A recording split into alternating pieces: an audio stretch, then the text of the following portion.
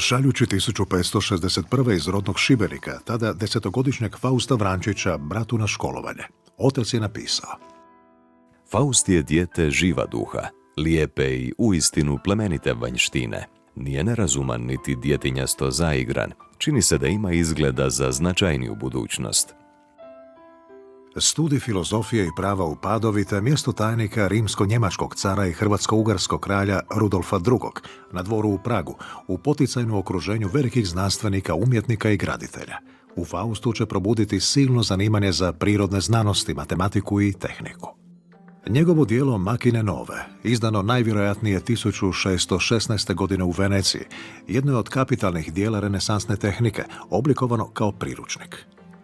Na 49 velikih bakropisa izrađenih u perspektivi, u komentarima na 5 jezika, opisao je 56 različitih uređaja i tehničkih konstrukcija, naprava i pronalazaka, svojih i drugih konstruktora.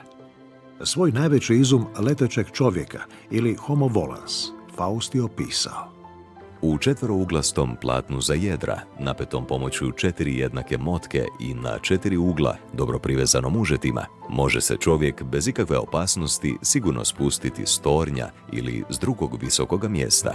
Pa ako tada i ne bi bilo vjetra, ipak će snaga padajućeg čovjeka proizvesti vjetar koji će zadržavati platno.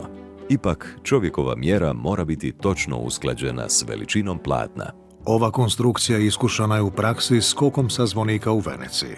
Pretpostavlja se samog Fausta, a do danas žive i legenda o njegovim skokovima u Bratislavi i mađarskome Vespremu.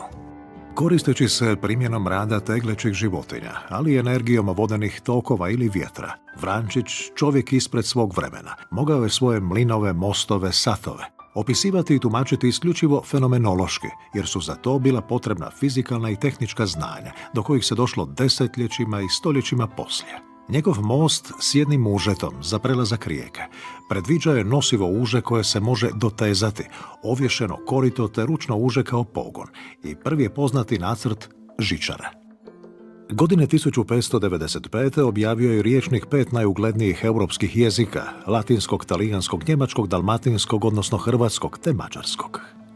Njegovu povezanost sa zavičajem i domovinom potvrđuje i opis glasovite šibenske katedrale u novim strojevima. Iznimno je lijepa i neobičnog oblika, pa sam je htio kao urez domovine uvrstiti ovamo među svoja nova otkrića. Nerijetko su ga proglašavali Italijanom ili Mađarom, a njegove izume pripisivali drugima. Tako je i znameniti padobran pripisivan Leonardu da Vinciju. Vrančić je umro 1617. u Veneciji i prema oporuci zajedno sa svojim knjigama pokopan u crkvi Svete Marije na otoku Prviću.